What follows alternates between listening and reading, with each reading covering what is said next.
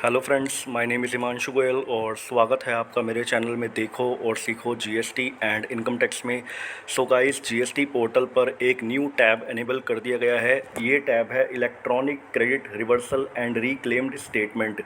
तो ये टैब जो एनेबल किया गया है वो इसलिए एनेबल किया गया है कि जो भी आपने GSTR 3B में अपना जो भी आईटीसी आपने रिवर्स किया था, इस बेस पे कि आप उसको रिक्लेम करेंगे फ्यूचर में, तो अब आपको उसकी रिपोर्टिंग करनी है। गवर्नमेंट आपके इस आईटीसी का ट्रैक रिकॉर्ड रखने वाली है कि जो आईटीसी आपने रिवर्स किया है इस बेसिस पर कि आप उसको फ्यूचर में कभी रिक्लेम करेंगे, तो उसकी अब आपको रिपोर्टिंग करनी है। तो आपको कैसे जाना है, electronic credit reversal and reclaim statement. तो जैसे ही आप लॉगिन करेंगे आपको यहाँ पर भी ये टैब अनेबल दिख जाएगा। उसके बाद आपको सर्विसेज वाले टैब पर आना है। सर्विसेज वाले टैब पर आने के बाद वहाँ पर आप नीचे देखेंगे कि आपको एक electronic credit reversal and reclaimed statement का एक टैब दिया जाएगा। जैसे ही आप इस टैब पर क्लिक करेंगे उसके बाद आपको यहाँ पर एक विंडो ओपन होगी जिस पर लिखा होगा electronic credit reversal and reclaimed statement and report ITC reversal opening balance. तो फर्स्ट नंबर से आपको स्टेटमेंट ओपन हो जाएगी और सेकंड नंबर में क्या है कि आपको रिपोर्ट करना है आईटीसी रिवर्सल ओपनिंग बैलेंस। तो ओपनिंग बैलेंस का मतलब है कि टिल डेट तक, जिस दिन आप पोर्टल को ओपन कर रहे हो उस डेट तक आपने अगर कोई भी आईटीसी को रिवर्स किया है इस बेसिस पर कि आप उसको रिक्लेम करेंगे और आपने अभी तक उसको रिक्लेम नहीं किया है, तो उसकी रिपोर्टिंग अब आपको ये पॉइंट नंबर 2 में करनी है। तो जैसे ही आप पॉइंट नंबर 2 पर क्लिक करेंगे, report ITC reversal opening balance, तो आपकी एक विंडो ओपन हो जाएगी जिसमें आपको लिखा है कि declaration of opening balance of accumulated ITC reversal which is pending for reclaim has on 1 सितंबर 2023। जैसे ही कि मैंने बताया कि मैंने आज पोर्टल को ओपन करा है 1 सितंबर 2023 को, तो 1 सितंबर 2023 तक आपका अगर कोई भी आईटीसी है जो आपने GSTR 3B में रिवर्स किया है टेबल 4B2 में और उसको आपको रिक्लेम करना रह गया है, अभी तक आपने रिक्लेम नहीं करा है, तो इस डेट तक फिर आपको यहाँ पर रिपोर्टिंग करनी है। जो भी आपका अमाउंट है IGST में, CGST में, SGST में और सेस में, तो वो सारे अमाउंट्स आपको यहाँ पर रिपोर्ट कर देने हैं। तो इस रिपोर्टिंग, जैसे ही आप इसको रिपोर्ट कर दोगे, इस रिपोर्टिंग के बेस पर गवर्नमेंट अब आपका ट्रैक रिकॉर्ड रखेगी कितना आईटीसी आपको रिक्लेम करना है। और जैसे ही अब आप इसको रिपोर्ट कर दोगे उसके बाद आप इसको इससे ज़्यादा अगर रिक्लेम करोगे तो आपको एक मैसेज फ्लैश होगा कि आपने इससे ज़्यादा रिक्लेम करा है जो आपने रिपोर्ट करा है। और यहाँ पर नोट में दिया गया है, when reporting the accumulated balance of reversal ITC it is important to take into account only those ITC which were previously reversed in table 4B2 but are eligible for reclaim and have not yet been reclaimed. तो यहाँ पर बोला है कि जब भी आप यहाँ पर रिपोर्टिंग करेंगे जो भी आईटीसी आपका बैलेंस है रिक्लेम करने वाला, तो उसमें दो बातों का ध्यान रखना है कि जो भी आपने आईटीसी अब तक का रिवर्स किया है टेबल 4B2 में, तो GSTR 3B की टेबल 4 में वहाँ पर दो होते हैं, 4B1 और 4B2। तो वहाँ पर जो 4B2 में आपने अमाउंट रिवर्स किया था इस बेसिस पर कि आप उसको रिक्लेम करेंगे, जो एलिजिबल है रिक्लेम करने के लिए, और आपने अभी तक उसको रिक्लेम नहीं किया है, तो वही आईटीसी यहाँ पर रिपोर्ट करना है। उसके बाद यहाँ पर एक छोटी सी एडवाइजरी इन्होंने इशू की है। यहाँ पर बोला है advisory on reporting of ITC reversal opening balance. तो आपको रिपोर्टिंग करने के लिए कुछ फॉलो करने हैं पॉइंट्स। इसमें बोला है please read the following advisory carefully before proceeding ahead for reporting the ITC reversal opening balance. इसमें बोला tax payers are permitted to use this facility to report their ITC reversal balance that has not been reclaimed. तो वो ही tax payer इस facility को use करेंगे जिन tax payers ने कोई आईटीसी रिवर्स करा है और उसको अभी तक रिक्लेम नहीं करा है।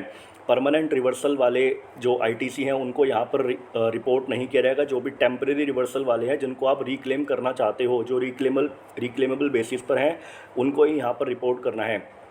सेकंड पॉइंट बोला है the taxpayers is advise to report solely those reclaimable ITC reversal balances that meet the legal criteria for reclaim and have not been previously reclaimed by the taxpayer.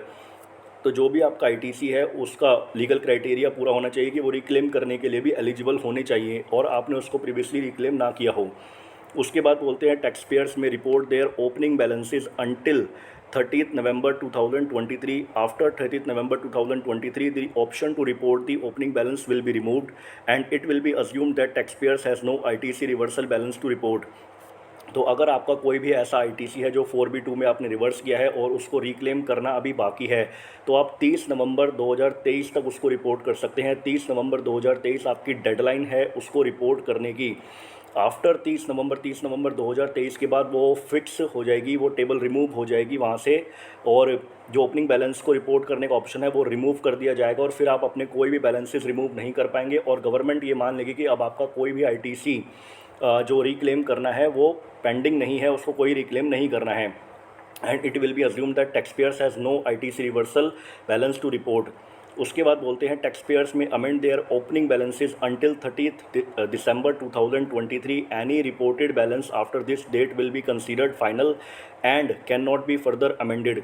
तो यहाँ पर बोला है कि अगर आपने कोई भी बैलेंसेज यहाँ पर रिपोर्ट करे हैं स्टेटमेंट के अंदर, और आपको लगता है कि आपने गलत रिपोर्टिंग कर दी है, तो आप उसको अमेंड कर सकते हैं 31 दिसंबर 2023 तक। मतलब 1 महीने का टाइम आपको अमेंडमेंट का दिया जाएगा, और जो भी रिपोर्टेड होंगे बैलेंसेज आफ्टर दिस डेट 31 दिसंबर के बाद अगर कोई बैलेंसेज रिपोर्ट होंगे तो वो ये मान लिया जाएगा कि वो फाइनल है और उसमें कोई भी अमेंडमेंट नहीं की जाएगी।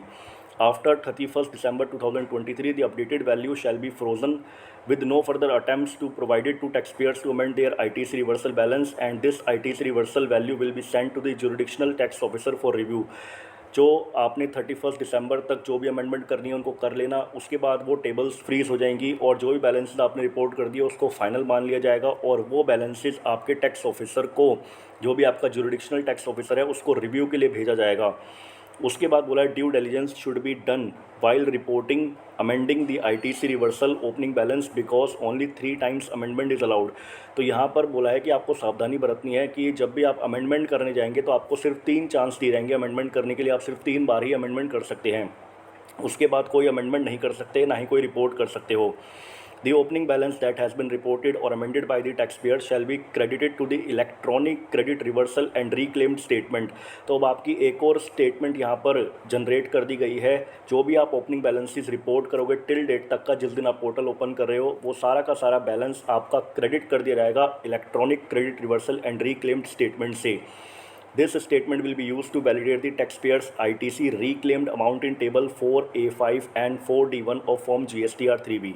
उसके बाद बोला है taxpayer should only utilize this functionality if they have an ITC reversal balance that is eligible for reclaimed but has not been reclaimed।